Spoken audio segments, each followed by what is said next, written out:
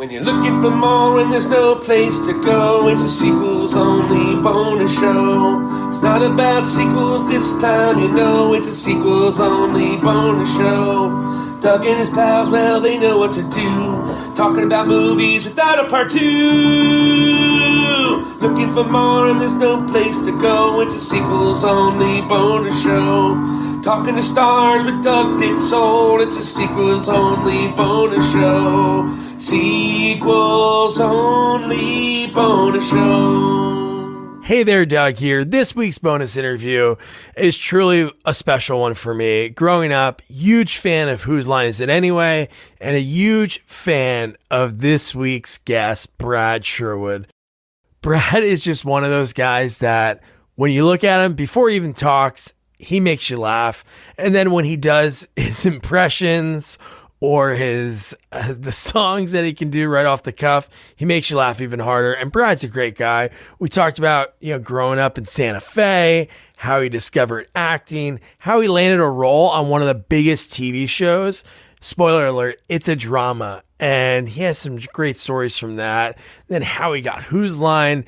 And one thing, when we talked, it was, and you'll hear about it throughout the conversation, it was probably about a month into the pandemic. So you'll hear us talking about that a little bit. But I'm actually happy that, I took so long to put this out, because him and Colin, they go on tour together. So they're starting to have some dates that are going to be opening up over the next few months, some that are actually pretty soon. So what I'll do is their website is colinandbradshow.com. I'll put the links in the episode notes. And then also what's pretty cool too is you can go on passportshows.com. I'll put the notes on there. They're actually doing virtual shows. They actually have some coming up. So the next few Saturdays, they have shows. So I'll put the links in that so you can check them out. Two hilarious guys, and you're going to love Brad. So I'm going to shut up. And here is Whose Line Is It Anyways? Brad Sherwood. How you doing, man? Good. How are you, Doug? Pretty good. Thank you so much for asking. Thanks for taking the time. Hey, no problem. I got nothing else to do. That is true. So, yeah. Thank you. I don't know where you live, but I'm in a pandemic. Me too. Yeah, I'm in Jersey, so. Oh, crap. Yeah. Not too good. But, at least we can reminisce, talk about your career and how you started. Sure. Cool, man. So where'd you grow up? Originally Chicago. Lived there till I was 10, and then moved to Sante Fe, New Mexico. Lived there through end of high school. Went to school for 4 years in Ohio. Then moved out to L.A. Lived there through most of my career. And then 5 years ago, I left L.A. and moved to Las Vegas. Oh, look at that. So what was the first time did you get like that inkling to either do improv or act? Which one came first? I wanted to be an actor since I was 8. So I was doing theater and plays ever since I was a kid, all through grade school, all through high school, all through college. Went to acting school in college, and then moved out to LA to be an actor. And, I liked being funny. So that was a strong suit for me. And then I got into an improv workshop when I was out in LA and was like, wow, this is what I want to do for the rest of my life. Where was it at? What school where'd you take the class? It was just an improv workshop. It was a group called Go for Broke. Gopher spelled like the animal gopher. Yeah. And, I worked with them, and then we started performing. And then I got into a group called Theater Sports, which are all over the country. They're kind of like comedy sports. It's like team improv with judges scoring the scenes and stuff. And it's really funny. Gets the whole audience into it. And then I got into Second City out in Los Angeles. Oh, nice. And just kind of never stopped doing it. Was trying to do as many shows a week as I could in LA, because I just loved doing it. And then eventually Whose Line came along and went and auditioned for that and got on it. Yeah. So all along those lines, in the early part of your improv, you were still auditioning. So like what year was like the first time you took that class? I think I took that class about a year and a half into, so maybe 88. I took that class. Yeah. And just never stopped doing improv from that day forward. Like it was my obsession. love improv, love watching Whose Line growing up, and love like UCB and Improv for Humans, all that stuff. Just improv. Yeah. UCB just closed down. I don't know if you saw the article in Variety, but yeah, it was like sort of unceremonious closing and firing and laying off of all of their hardworking employees. That was pretty rough. The one in New York, right? I think all of them. I think the one in New York and the one in California. Oh shit! Because they had two in New York for a little bit, and then they had to close one down, and then so they had to shut them all down. Wow. Yeah. I think it was sort of bitter with, they didn't like offer severance or, at least to give them some money to tide them over till it was like, nope. Eesh. So I don't know what kind of resurgence they'll have after that with the people that helped like work for nothing for so many years. Yeah. Oh man, that's rough. So when I do like research before I talk to somebody, because I like to dive in, and one thing that was really cool was you were in LA Law. So like when you email me back and you're like, I wasn't in any sequels, but you're in a lot of different things over the years, like LA Law. So what about that? That was really fun and cool. It was my first professional job as an actor in Los Angeles.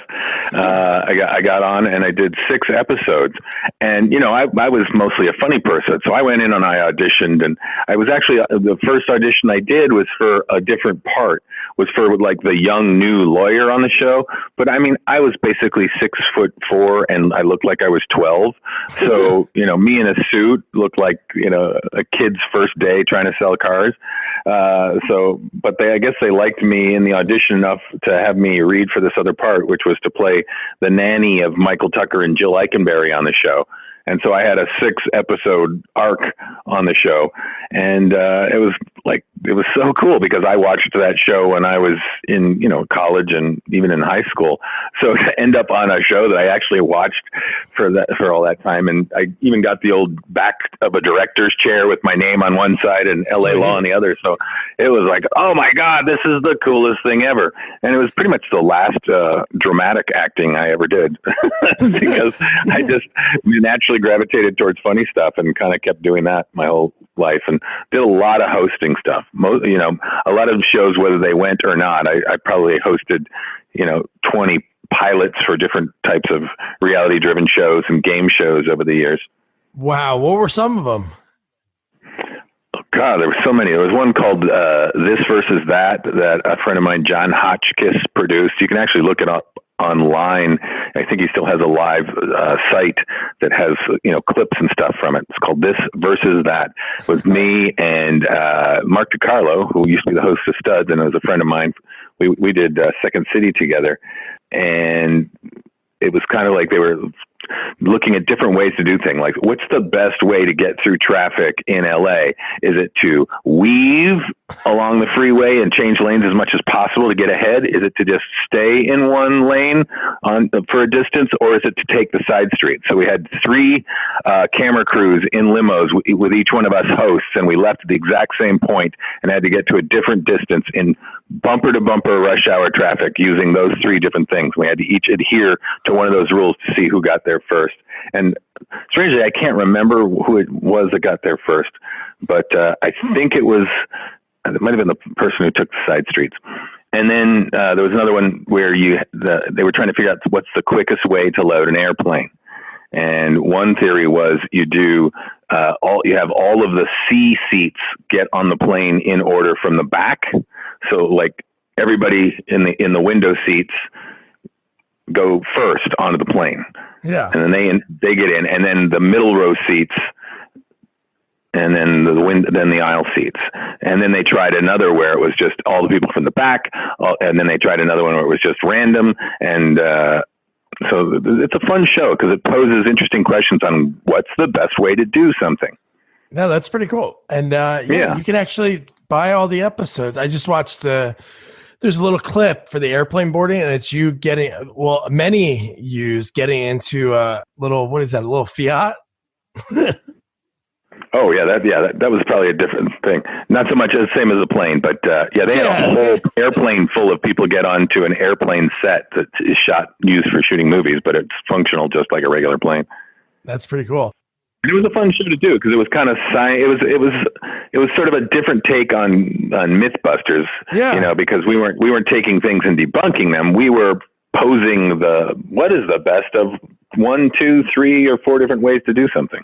Yeah, the tagline's pretty funny. It says, "This versus that is an all-new investigative series that's 30% Mythbusters, 30% Whose Line, 50% 60 Minutes, and 3% Sisterhood of the Traveling Pants." That's pretty funny. Yeah, John Hotchkiss, who wrote and produced the whole thing, also used to work for Penn and Teller's Bullshit. Oh, nice. So, yes, he has a very fun, smart, snarky pedigree. And we actually worked on a couple shows together. There was another one that was sort of like a curiosity version of Antiques Roadshow, but we didn't appraise anything. We just found all these weird things and talked to experts about them. He's always trying to find me work. I really appreciate that. Although it's been a while. Once we come out of quarantine, I should probably give him a call and say, "Hey, it's been like 5 years since you haven't tried to create a show for me. What's going on?" And you know what's cool? So it's so funny that sometimes the videos you can find on YouTube, and I don't know if you ever wanted to look this up or ever check this out, somebody cut together all of your scenes from LA Law. So it's literally like 10 minutes of everything you're in. Yes. You watched that? I saw it once. It's a little cringeworthy for me, not because I was so adorable and young, but I just was not the greatest dramatic actor in the world. But that's okay. I still made good. I never considered myself a real good dramatic actor. Everything I was cast in, even in college, was the musical comedies and the comedies. So I wasn't thinking I was ever going to, be looking into Meryl Streep's eyes. So no one was more surprised than me when I got on LA Law. Believe me. Hey, they saw something in you, and you're on there for a little while, so that's cool. Yeah, and it was my first gig, and I was like 22, maybe. So it was fun. I don't have to be so hypercritical on myself, but when you look back at anything, it's like looking back at a home movie. Everybody's always embarrassed seeing themselves younger. Yeah. Unless they were like a quarterback on a football team that was winning the high school championship, then that video is pretty cool. Yeah, then they're cool. So, So Whose Line wise, what was your step to like? How did that audition come about? Somebody like scout you, or is it open call? Actually, it was.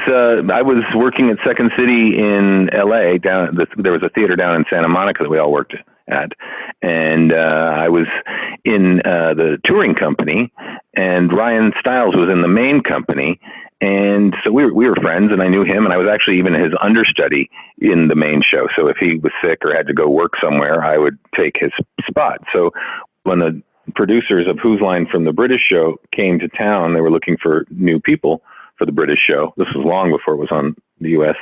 And he said, "They're coming to town. You should go audition because you could probably get on." And so I did, and it was like, I don't know if you've ever seen the play Chorus Line, but it was that same kind of brutal. I went into the audition with probably 30 other people, many of whom I knew from the improv world. So it was like me and my buddies and peers and all that, all in a room with the producers of Whose Line. And then they just started running us all through games. And every half hour or so, they would thank a group of part of the group for coming to the audition, and then they would go. And then it was, it was like, and then there was 10, and then there was 5, and then it was, "We'll call you." And I was the only one that got called from that whole audition. And it was, every season, every episode I've ever done, I've always felt like I'm still auditioning for the show. Oh, so, wow. you never feel like you've got your job for permanent. Even when I went to do the Whose Line that first time for the British version, they shot them in New York that year. That was the only time they did it. But we were just doing a run through, and a guy who had come all the way from Australia to do the show wasn't quite funny enough for the producers in that audition, and they sent him home after flying to New York from Australia, and he thinks he's going to be on Whose Line, and nope, he didn't get on. So I was always aware from that moment forward that don't ever think you're on this show forever. But that's the beauty of improv, because you're always, everything's new. There's no rehearsal. It's just you being in the moment and reacting and working with the people that now. Obviously, the first time, it was probably that first time you're, cutting. Well, not Ryan, but maybe Colin. I don't know who else would have been on that first episode you did of the British version. But man, it's every time you feel like you have to bring it because maybe they'll send you home like the guy from Australia. Yeah.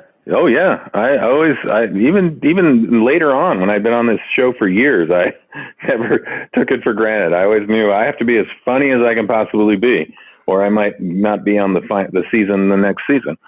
So yeah, you always have to sing for your supper. So you said it was Second City in Chicago, or was it LA? No, Los Angeles. Yeah, for a short time. They had a theater out in Santa Monica. It's called the Mayfair Theater. It's a beautiful old movie theater that they turned into a cabaret theater for Second City. And a bunch of people from different Second Cities, generations from Chicago and from Toronto, sort of started the main show out there. And they kind of did a greatest hits of some of their stuff. And then after they'd been there for a while, they wrote some new shows. Like the Second City always do. So it was really, cool to be part of that. And I took workshops from lots of great teachers like Jeff Michalski, and we learned from Del Close. Nice. And got to work with great performers in my cast and on the main stage too. So Ryan was in that show, and Richard Kind was in that show. Oh my God, Richard! I interviewed Lance Kinsey, who was in Police Academy, and he did a movie a few years back, and Richard was in it, and he had some pretty amazing stories about just the kind of guy he is. I know Lance too. He's a really great guy. Oh, also a Second City guy. And the sweetest guy in the world. I haven't seen him in years, but every time I spent time with him, I was like, this guy is so cool. I want him to be my friend in real life. No, he was cool. I was able to pick his brain about Police Academy, and he did a movie. He had a really small budget. It was about he was inspired by his daughter's softball league. So he was smart because he had a small budget and he wanted to shoot it quick. He shot it in 12 days. He got a bunch of good improvisers. So he got Richard. There was a few other people that he reached out to that he knew pretty well. And he was able to do it that quick because he had people that could just riff on lines. And he said it was so easy. You just give them an outline and that's all they need. Yeah. So your first time you do it, and then how long until they invited you back? On Whose Line? I think I went back the next 2 years, I think. Yeah. I think I did 3 seasons of the British version in a row, and then we moved to America when Ryan and Drew and the producers got ABC to give it a chance in the summer with 6 episodes, and they reluctantly said, all right, we'll give you 6 episodes in the summer, and then it ran for 8 years in primetime. Yeah. It's amazing. That is, I'm sure, have there been other attempts for improv on, I'm sure there have to have been. Yeah, there's Wild and Out is an MTV show that Nick Cannon does. Yeah, and I think there have been others there was one that was on NBC. It was an hour weekly thing where they would have celebrities who would have to walk into an unknown set environment with a bunch of other improvisers and sort of improvise their way through whatever was going on. And I don't know, it wasn't Honey, I'm Home, but it was kind of that premise. They would walk in the door and say hello and then have to start into the scene. And while the other improvisers were sort of prompting them into whatever the crisis was, but they didn't know what was happening, so. Yeah. You're doing the 2 years, and then, and then along the ways, you talked about all the hosting jobs you have. I can only go, the only ones I know are the ones that are on your IMDb, and you hosted, the dating game. Yes, I did. Oh, man. Hosted it for a year, and then Chuck Woolery took my job. How dare he? Jesus. Yeah, I'm convinced that they had me and Gary Kroger, who's a Saturday Night Live alum from the 80s, I believe, or early 90s maybe. But we both co-hosted, not co-hosted, but he did the Newlywed Game and I did the dating game, so that we were back-to-back packaged. And the production company that did it, I think it was Columbia TriStar, they hired us to do it, and we were both really excited. And the very next year, it got picked up, and they gave my job to Chuck Woolery, and they gave his job to Bob Eubanks. So I'm very convinced that we were like just the test pilots to get the plane off the ground, and they had every intention of bringing back the old guard once they knew that the market was going to bear out that the show would go. Because it was just too weird that they like sent both of us packing and brought in two guys, one that used to do a dating show and one that used to actually host the Newlywed Game. What is that like hosting a dating show? The dating game was kind of, and it always has been. It's kind of a chance to be on TV for people. And back then it was, what most game shows were out of work actors trying to get on. And out of work actors generally got a lot on the game shows too, because they're good, high energy people that aren't nervous. So they're usually able to think pretty fast on a TV show. So they make for great contestants when it's a kind of game show where you're not just picking them out of the audience randomly, when you have, segment producers pre-choosing them. So most of the people that applied to be on the dating game were young, 20-something actors. So they were all, so it was me kind of setting up two actors that really had no interest in actually going out after the game was over. Just they want a ticket to somewhere. They'd go there by themselves if they won. But for example, on one of the shows, The Bachelorette, for the show Choosing from the Three Guys, was Cheryl Hines. What? Yes. What, like one of the first episodes? Like early on in that? Well, this was long before Curb Your Enthusiasm. Wow. This was probably 10 years before Curb Your Enthusiasm happened. She was, she was in the Groundlings, I think, and, she hadn't broken in yet obviously on Curb Your Enthusiasm. So just like everybody else, I did Win, Lose, or Draw when I first moved out to LA. That was my first $2,500 I ever made in my life in Hollywood. Yeah. Sair da escola já com uma formação profissional no currículo? Metodologia por projetos. Preparação para o Enem. Atividades extras gratuitas, como acesso a oficinas, simulados, vagas de estágio, Olimpíadas do Conhecimento e muito mais. Esse é o Ensino Médio Técnico do Senac. Quer saber? Senac. Acesse sp.senac.br/ensino médio e saiba mais. Now, I remember Steve Martin was on the old dating game, I think, in must have been like the late 60s, early 70s. Yeah. So, yeah, no, that makes sense. A lot of people were on it. I think maybe Tom Selleck was, too, if I remember correctly. That makes sense. That mustache could probably break some hearts back then. So, yeah. Somebody saw that and they're like, that guy could be a cop with a Hawaiian shirt and a Detroit Tigers hat. Exactly. So, when it comes to Whose Line, so you've done, I don't know, God, what, 80, 90, 100 episodes of that probably? Yeah, probably like close to 90, I think. Yeah. So is there, obviously, you're great at all the games. Is there a favorite that you have? Well, I kind of like the singing just because it's the scariest for me. It's the hardest stuff to do because if you're spoofing a certain type of band or singer, you have to sound like them. You have to sing about whatever the topic is. You have to sing on key and make sensible lyrics that are talking about the topic. And on top of that, you have to make it rhyme.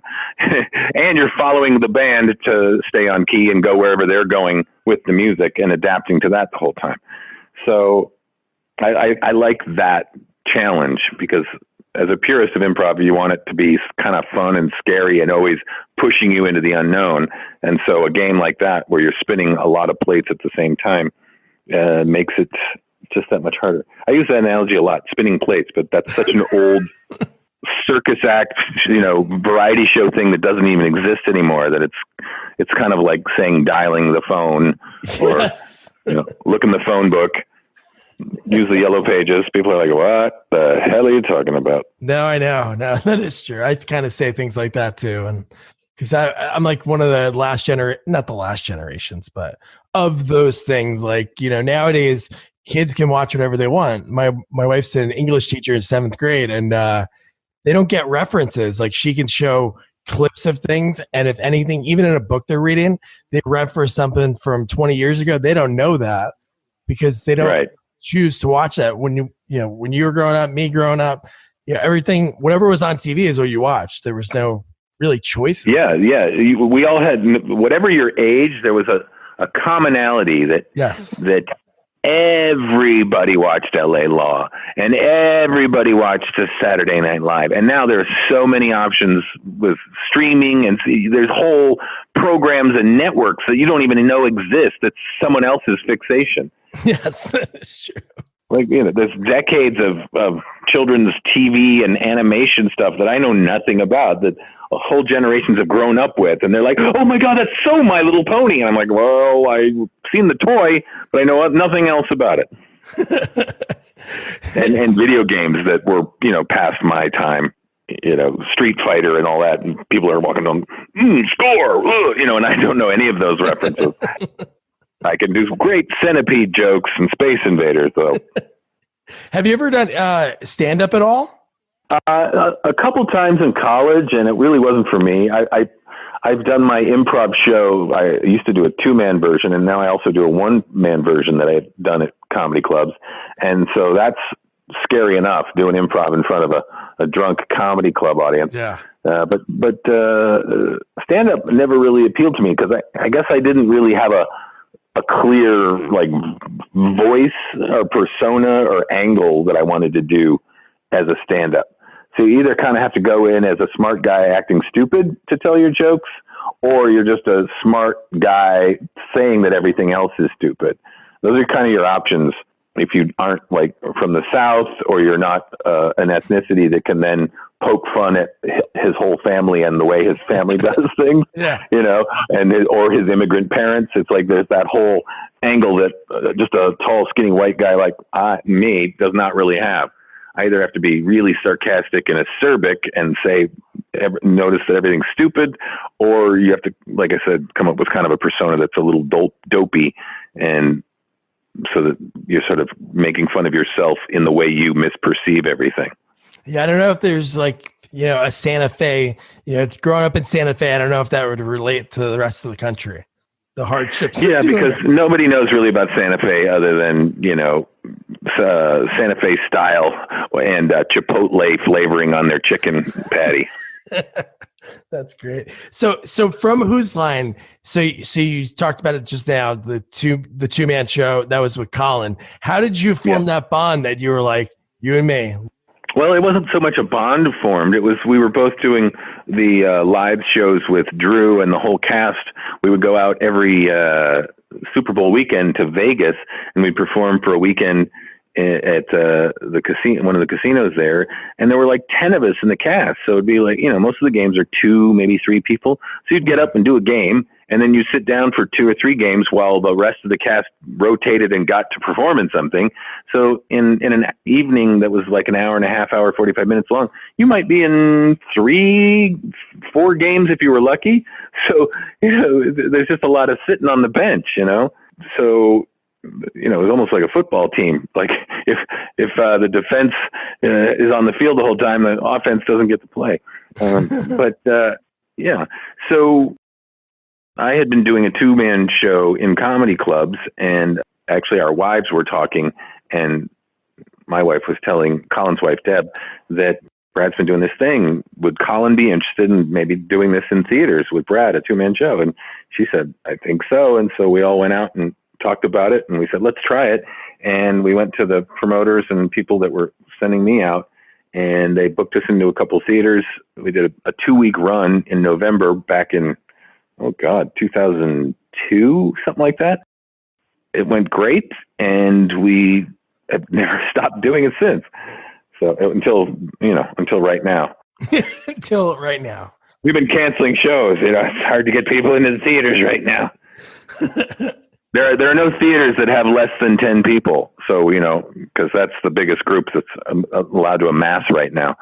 So it's really hard to travel across the country to do a performance for 8 people that are all sitting 6 feet apart, not wanting to laugh or cough on each other. It's just not a good time. That would, yeah, because they try to laugh and then it might sound like a cough, and then Right. If they laugh too hard and start coughing, then half your audience leaves. Now you've got 4 people 6 feet apart. It's really, it's hard to get a laugh going.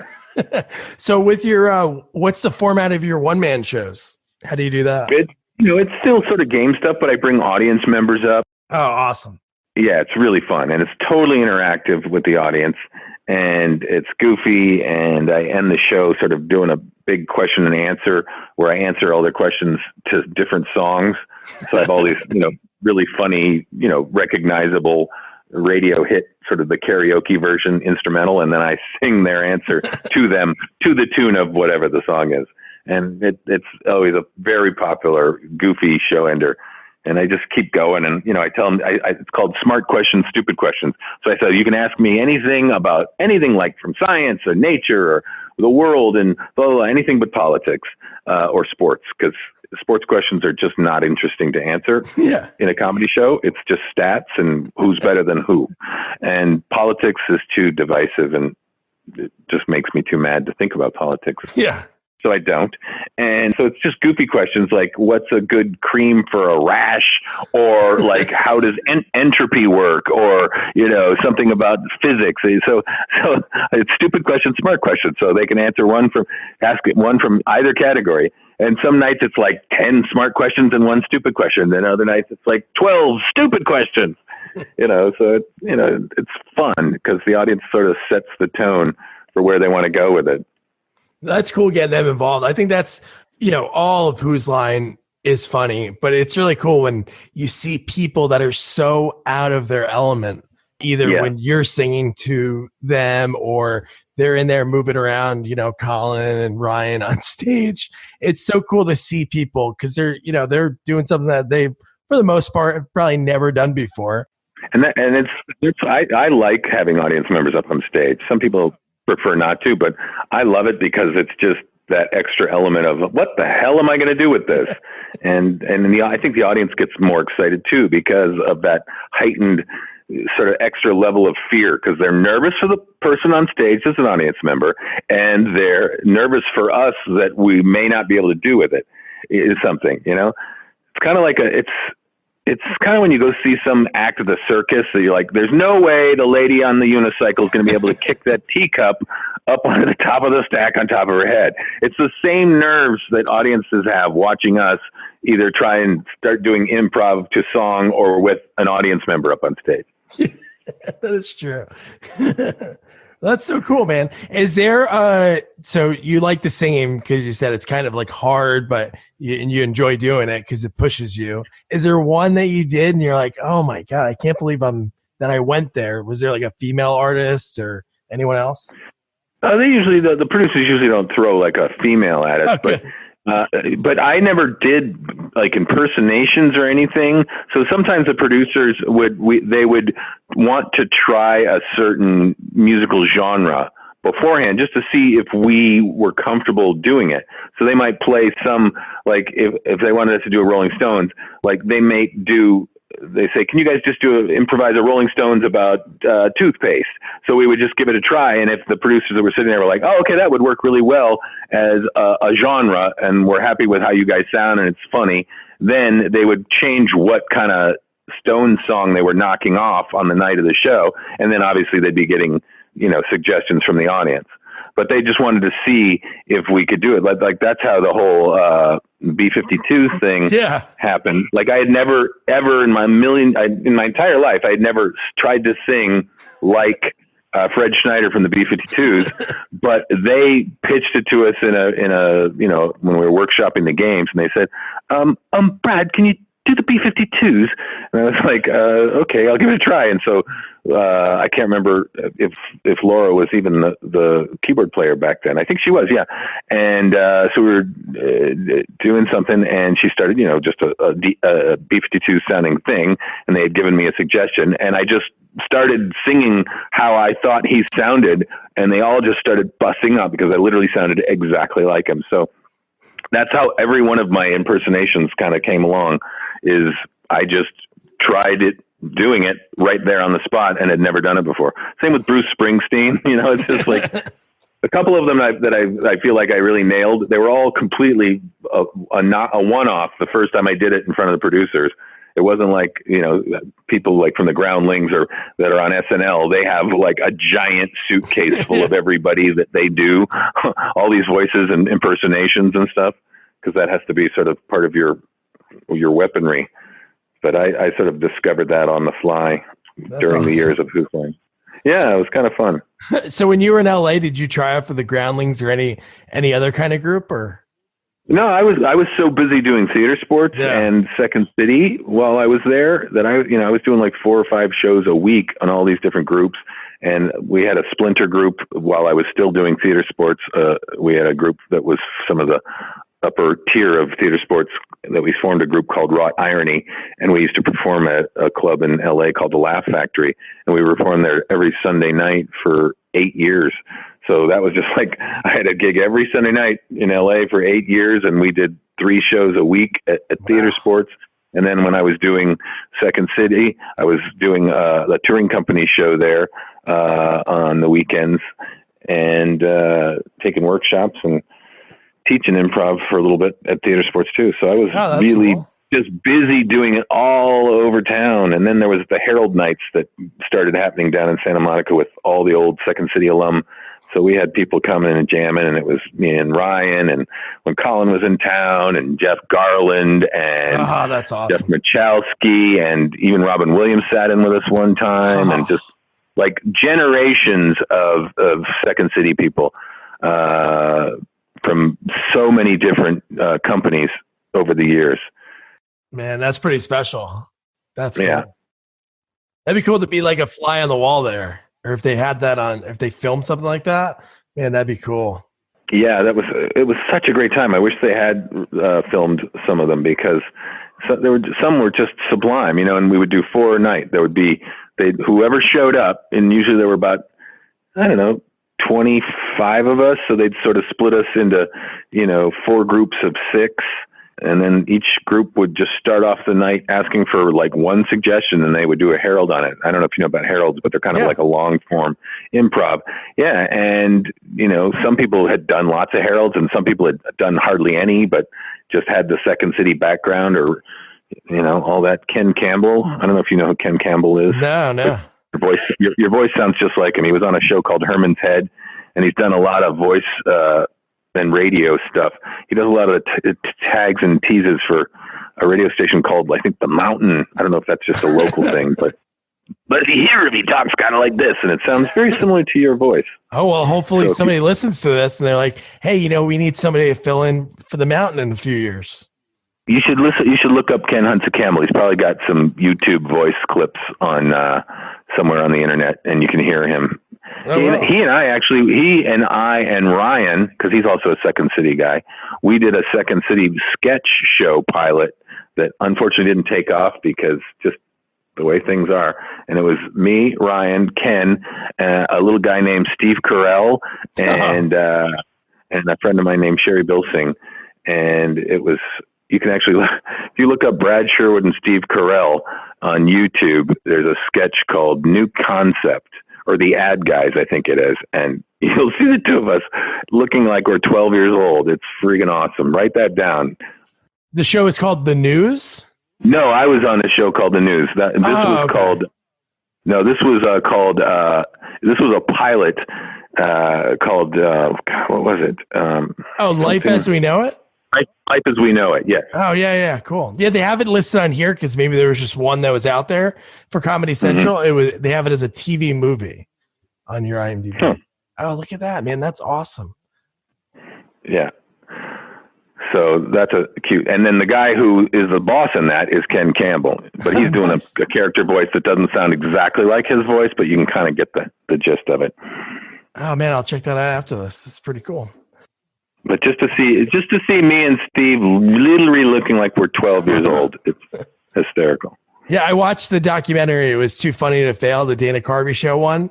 And the commercials that Steve Carell was in were so funny. Like he was in like these random like burger chain. I don't even know where, maybe they were in Chicago because I know that's where he was out of. And it was pretty funny.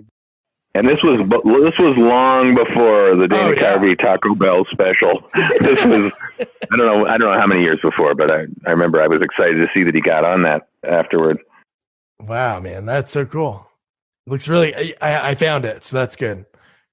Cool, man. So, Brad, one question I like to ask people. It sounds like obviously you've always wanted to, do theater. You always wanted to be an actor. Was there anything else? Did you ever have anything else in your mind as like a fallback, or was it like this or nothing? Well, I think everybody wants to be a rock star. So, there's that. I play sort of bad rhythm acoustic guitar. So I write songs, I used to write a lot of them when girls would break up with me. So, and when I was younger, I was sort of this weird dichotomy of musical styles. I loved like hard rock and metal. And then I also liked Cat Stevens and James Taylor and Jim Croce. So I had two sides to me, this soulful, introspective, soft folk.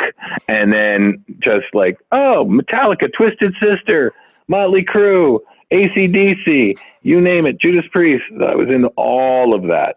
So, did you ever perform live anywhere?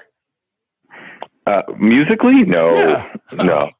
Maybe I think I did a coffee shop once for a bunch of friends in LA once, but it was so weird because I just like even songs I knew backwards and forwards. I like panicked and couldn't remember all the words because it's the only time I'm nervous because I'm not nervous when I'm improvising and I have no idea what I'm going to do. I'm very comfortable at doing that. But I was just like, so scared to do music on stage, especially because it was just me and the guitar.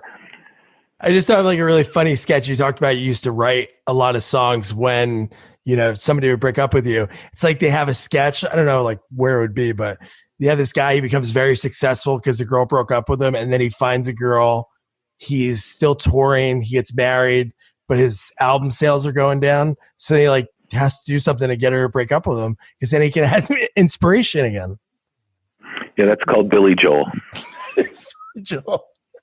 Yeah, Billy Joel wrote the greatest albums, and then he married Christy Brinkley, and Uptown Girl came out.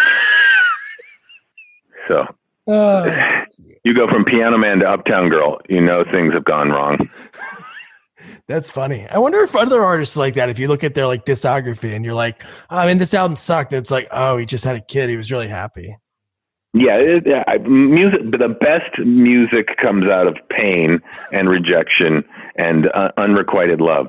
A lot of the best art does, but really music is done by jilted lovers and guys who can't get the girl to pay attention to it. It's a very protracted, but it's like, birds have their mating calls. We have rock and roll. Thanks again for taking the time. It was a fun, picking your brain and talking about how you got started and your one-time gig as a dramatic actor. Yes. That was cool. Yeah, who knows? I might have to, maybe I'll do my own dramatic YouTube channel where I just read really dramatic pieces from screenplays and plays during this time when everybody needs a laugh. That's what I'm going to go. I'm going to go the other direction. Yeah, dramatic head turns. Yes. Over and over, just like shortcuts of you just turning and looking at different things in your house. Yeah, it's just like little quick Snapchat videos of me doing dramatic takes. Wasn't Brad awesome? He was such a blast to talk to. And I don't know if he did the dramatic Snapchat short videos, his dramatic readings that we talked about, but everything else that you heard throughout the interview, I'll make sure to put in the episode notes so you can check it out. The Life as We Know It with him, Ryan, Ken Hudson Campbell, which he said that I sounded like. I don't know. Maybe. I don't know what I sound like. It's comparing to other people. But if you guys are listening and you're like, hey, Ken Hudson Campbell, you do sound like him, let us know. Again, our Twitter is @sequelsonly. And I want to mention again, their website is colinandbradshow.com. And then also check out their virtual shows, passportshows.com. And I'll put all the links in there. And thanks again, Brad. And don't forget to review, rate, share our podcast, follow us on all social media @sequelsonly. And don't forget to check out our website, sequelsonly.com. Good night.